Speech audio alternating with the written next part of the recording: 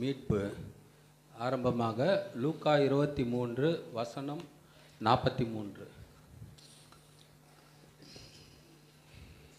நீ 43. இயேசு அவனை நோக்கி, இன்றைக்கு நீ என்னோட கூட பரதேசில் இருப்பாய் என்று மெய்யாகவே உனக்கு சொல்லுகிறேன் என்றார். வாசிக்க தெரிந்தக்கூடிய வேத பதிவாசம்.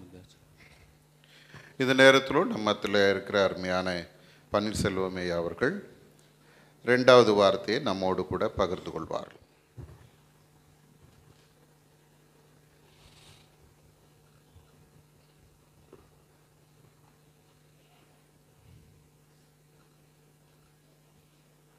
ஆண்டவர் வந்த நோக்கத்தை பூர்த்தியாக நிறைவேற்றுவதற்காக இறுதியாக நியாயப்பிரமாணத்தின் நிறைவாக கிறிஸ்து மரத்திலே தொங்கிக் கொண்டிருக்கிறார்.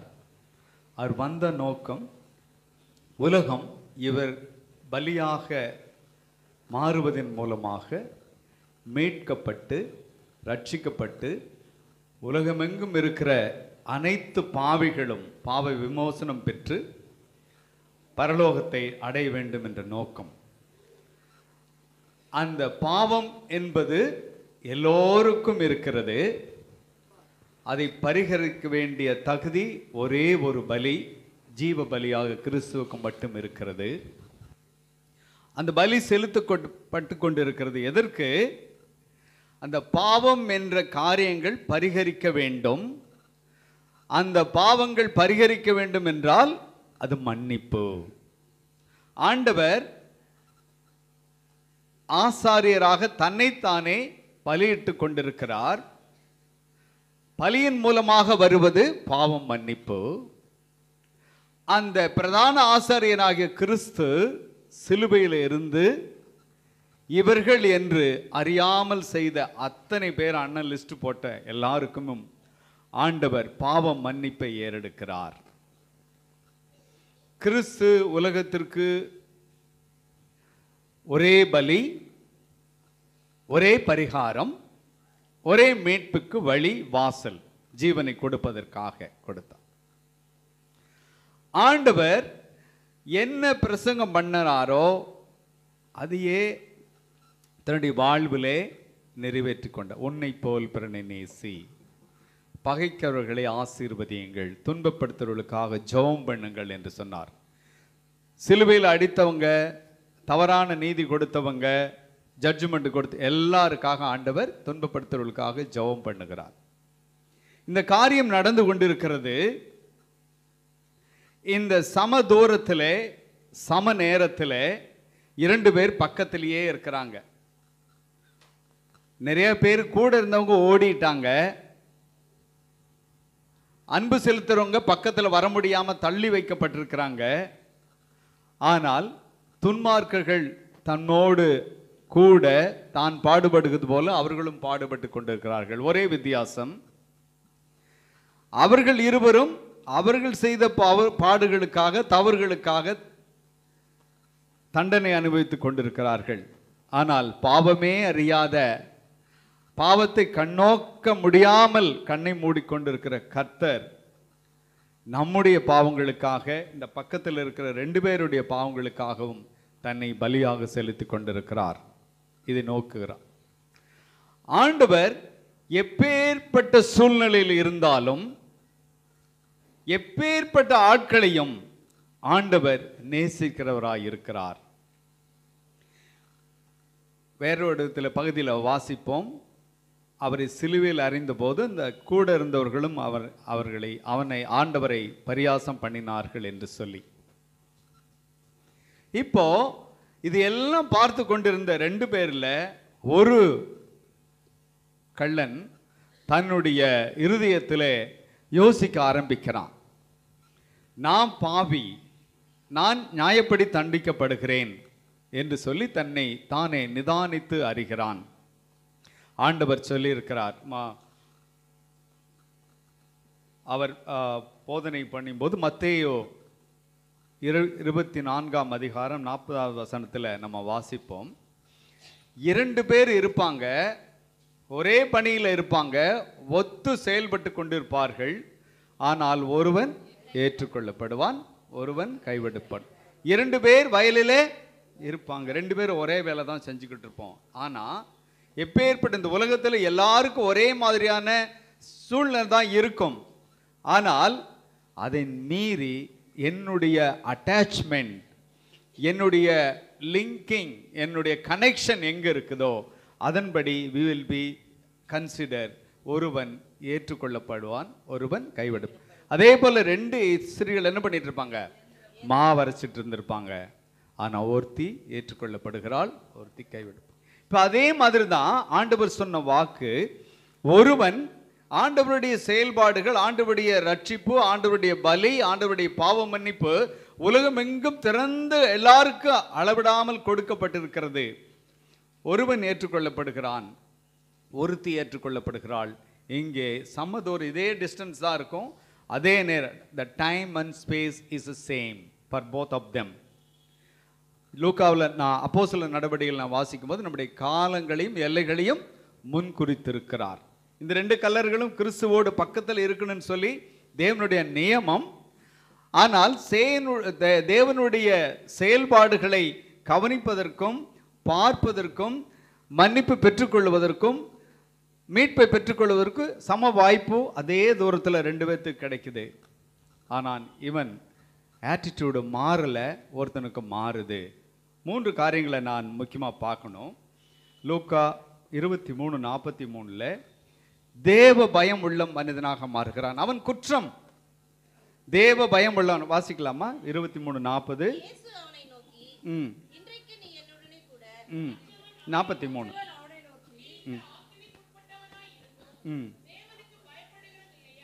தேவனுக்கு பயப்படுகிறது இல்லையா? நம்ம குற்றம் செஞ்சிருக்கிறோம், தேவ பயம் நமக்கு இருக்கிறதா? நம்ம பாவிகதான், அதற்கு தண்டனை உண்டு.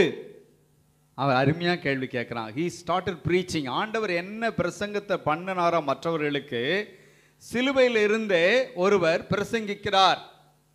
அந்த பிரசங்கம் இன்னைக்கு நம்ம கூட கேட்குது. தேவ பயம் நமக்கு இருக்கா? நமக்கு தேவ பயப்படுகிறோமா? துணிகரமா பாவம் செய்யறோமா?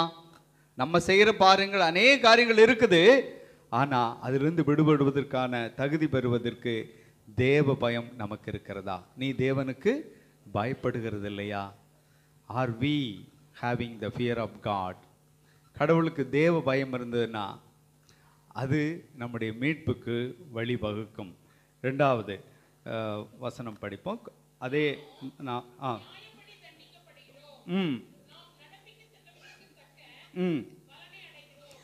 நாமோ நியாயப்படி தன்னுடைய குற்றங்களை உணர்கிறவன் யார்? தன்னுடைய ரியலைசேஷன். அவன் பிரசங்கத்தின் அடுத்த பகுதி, நீ கடவுளுக்கு பயப்படுறது இல்லையா? then he is accepting the mistake what he has done. இந்த கள்வர்கள் ஒருவேளை ராஜாங்கத்துக்கு எதிராக கொள்ளையடிக்கிறவர்களாக இருந்திருக்கலாம், பெரிய திருட்டுகளில் சம்பந்தப்பட்டிருக்கலாம். ஆனால் எப்படி இருந்தாலும் இவங்களுக்கு தண்டனை உறுதி என்று உறுதி செய்யப்பட்டு இப்பொழுது சிலுவையில் தொங்கிக் கொண்டிருக்கிறார்கள், தப்பிக்க முடியாது. ஆனாலும் இந்த நேரத்திலும் கடவுளுடைய காரியங்களை முழுவதுமாக கவனித்து கொண்டிருந்து வந்தவன் சொல்லுகிறான், குற்றங்களை உணர்கிறது. நாம் நியாயப்படி சந்திக்க, பாவத்தின் சம்பளம் மரணம், நம்ம செஞ்ச தப்புக்கு இன்று தண்டனை. அந்த உணர்வு அவனுக்கு வருகிறது. அந்த உணர்வை ஆண்டவரிடத்தில் சொல்லுகிறான், தன்னுடைய குற்றங்களை உணர்கிறவன் யார்? இந்த வார்த்தைக்கு நம்ம செய்கிற குற்றங்களை, நம்ம செய்கிற பாவங்களை, தவறுகளை உணர்கிறோமா? ஆண்டவர் முன்னால் நம்ம உணர்கிறோமா? தன்னுடைய பாவங்களை அறிக்கையிட்டால் பாவங்களை நமக்கு மன்னித்து எல்லா நியாயத்தை நீக்கி நம்மை சுத்திகரிப்பதற்கு உண்மையுள்ளவராய் தேவ பயம் உள்ளவனாய் மாறினான். குற்றங்களை உணர்ந்தான். தன்னுடைய மறைவான குற்றங்களுக்கு ஆண்டவரே என்னை விளக்குன்னு சொல்லி தாவீது பாடுவார். அதுபோல் தன்னுடைய குற்றங்களை உணர்கிறான். 23:41 இப்போ அந்த தேவ பயம் குற்றங்களை உணர வைக்குது. குற்றங்களை உணரும் போது மனம் திரும்புவதற்கான உந்துதல் பரிசுத்த ஆவியானவர் கொடுக்கிறார். ஆண்டவர் எந்த நோக்கத்துக்கு வந்தாரோ அடுத்த ஸ்டெப் தேவ பயம் வருகிறது. அதனாலே குற்ற உணர்வு வருகிறது. அந்த குற்ற உணர்விலிருந்து விடுபடுவதற்கு, அவன் செய்த தப்புக்கு விடுபட முடியாத சிலுவையில் அறையப்பட்டிருக்கிறான். ஆனால் அந்த குற்ற உணவிலிருந்து விடுபடுவதற்கு, அந்த குற்ற உணவிலிருந்து விடுவதற்கு ஜெபிக்க வேண்டும், விசுவாசிக்க வேண்டும், நம்பிக்கை வைக்க வேண்டும். நம்ம வாசிக்கிறோம், அவன் விசுவாசம் உள்ளவனாய் அவன் ஒரு பெரிய முதல் விசுவாசியாக மாறுகிறான். கிறிஸ்து சபையை சம்பாதிப்பதற்கு முதல் ஆத்மாவாக அவன் மாறுகிறான். முதல் விசுவாசி கிறிஸ்து சிலுவில் மரித்த பின்னாலே first believer is this man. இந்த கள்ளன் முதல் விசுவாசியாக மாறுகிறான். நம்ம வாசிப்போம் 23:42.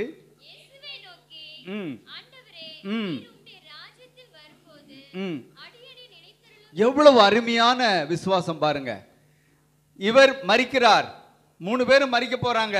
ஆனா சொல்ற, ஆண்டவரே உம்முடைய ராஜ்யத்தில் நீ வரும்போது அடியேனை, விசுவாச அறிக்கை, நீர் மரித்த பின்னாலே உம்முடைய ராஜ்யத்தில் வருவீங்க, என்னை நினைத்தருளுங்கள் அப்படின்னு சொல்றார். ஆபிரகாம் தேவனை விசுவாசித்தான், அது அவனுக்கு நீதியாக. இவன் கொலைகாரன், நீதிப்படி தண்டிக்கப்படுகிறான். பலியாக கிறிஸ்துவோடு இவனையும் சிலுவையில் அறைந்து விட்டார்கள், கொன்று கொண்டிருக்கிறார்கள். ஆனால் இவனுக்கு தெரியுது, நீதிமான் விசுவாசத்தினாலே பிழைப்பான். ஆபிரகாமுக்கு இருந்த விசுவாசம். இன்னொன்று யாக்கோபு சொல்லும்போது, கிரியை இல்லாத விசுவாசம் செத்தது. ஆமாம், கிறிஸ்து இவர் நம்ம நியாயமாக தண்டிக்கப்படுறோம், அவர் அநியாயமாக தண்டிக்கப்படுற, அதோடு விடல. அந்த விசுவாசம் செயல்படுகிறது. கிரியை எப்படி? ஜெபத்தின் மூலமாக. கிரியை இல்லாத விசுவாசம் செத்தது. இவர் என்ன கிரியை செய்கிறார் இங்க சிலுவையில்?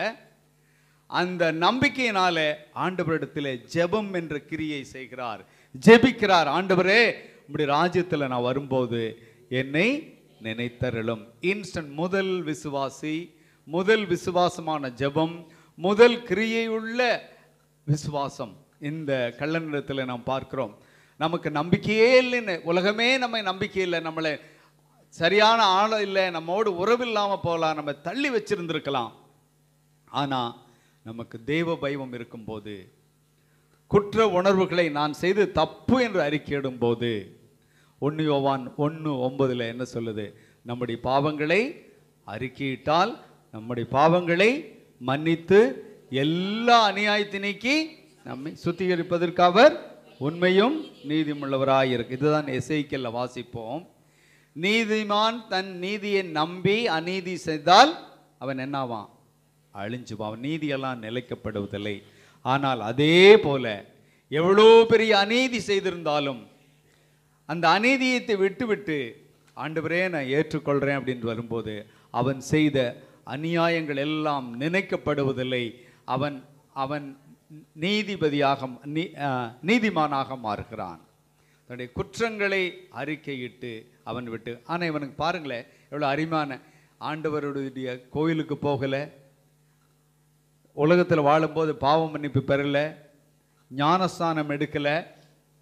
ஆனால் இந்த நேரம் கடைசி வாய்ப்பு, the last chance, he did not miss it. அது மிஸ் பண்ணாமல் ஆண்டவர் இந்த நேரத்தை நம்ம விடக்கூடாது. அவனும் 2 பேரும் ஒரே மாதிரி இருக்கிறான். எனக்கு பயம் இருக்குது, எனக்கு உணர்வு வருது, இதனால நான் என் மேலே விசுவாசம் வருது, இந்த விசுவாசத்தை நானோட மனசில் அடக்கி வைக்கல. ஆண்டவரிடத்தில் ஜெபமாக ஏறெடுக்கிறான். ஜெபமாக ஏறெடுத்தனால அவனுக்கு ஆண்டவர் மீட்பு சொல். அருமையான வார்த்தை, இன்று நீ என்னுடனே கூட பரதீசில் இருப்பார். பரதீஸ் இஸ் அ பாரடைஸ். பாரடைஸ் என்பது ஒரு தோட்டம். ஜான் நியூட்டன் ஆனார் அந்த பாரடைஸ் லாஸ்ட் அப்படின்னு சொல்லிட்டு. அந்த ஆதாம் ஏவாள் அந்த தோட்டத்திலிருந்து ஜீவ கனியை புசிப்பதற்கு விலக்கப்பட்டார்கள். ஆண்டவர் சொல்றார், இந்த ஜெயங்கொள்ளவனுக்கு ஜீவ விருட்சத்தின் கனியை கொடுப்பேன். அந்த கனி எங்க இருக்குது? பரதீசில் இருக்குது. அன்று ஆண்டவரோடு ஈக்குவல் ஆகிறான். இந்த இடத்துல ஆண்டவரோடு பாடுகளோடு ஆண்டவரோடு இணைகிறான். பாடுகளுக்கு பங்கு உள்ளவன் என்ன? ஆண்டவருடைய மீட்பும் ஆண்டவரோடு இருப்பதற்கு நம் தகுதியுடையவர்களாகிறோம். 3 காரியம் முக்கியமாக அந்த கள்ளங்கிட்ட இருந்து பார்க்குறோம். அவன் கடவுளுக்கு பயப்பட்டான், தன்னுடைய குற்றங்களை உணர்ந்தான், விசுவாசத்தை கிரியாக மாற்றி ஜெபத்திலே ஆண்டவரிடத்திலே தன்னை கேட்டுக்கொண்டான். ஆண்டவர் எப்பொழுது என்னிடத்தில் கேளுங்கள் அப்பொழுது உங்களுக்கு கொடுக்கப்படும். உடனே இன்ஸ்டன்ட்லாம் இம்மீடியட்டாக சொன்னார். இன்னைக்கு, நாளைக்கு இல்லை, இன்னைக்கு நீ இந்த ஏறெடுத்து ஜெபத்துக்கு பதிலாக நான் கொடுக்கறது அவன் என்னுடைய ரிவார்டு வந்து என்னோடு நீ பரதேசில் இருப்ப. ஜெயங்கொள்ளுவரனுக்கு ஆண்டவர் கொடுக்கிற அந்த ஜீவ விருட்சத்தின் கனி அவனுக்கும் உறுதியானது. அதே போல் ஆண்டவரிடத்தில் இப்போ ஏற்பட்ட நிலைமையில் இருந்தாலும் ஆண்டவருக்கு பயப்படுகிறத எப்பொழுதும் நம்முடைய உள்ளத்தில் வச்சிருப்போம். நம்முடைய குற்றங்களை ஆண்டவருக்கு முன்னாலே உணர்வோம், குற்றங்களை அறிக்கையிடுவோம், அறிக்கையிட்டு ஆண்டவரிடத்தில் மன்னிப்பு பெற்றுக்கொள்வோம். நித்திய ராஜ்யத்துக்கு ஆண்டவரோடு பங்குள்ளவர்களாக ஆக ஆண்டவர் தாமே நமக்கு அருள் செய்வாராக. ஆமென்.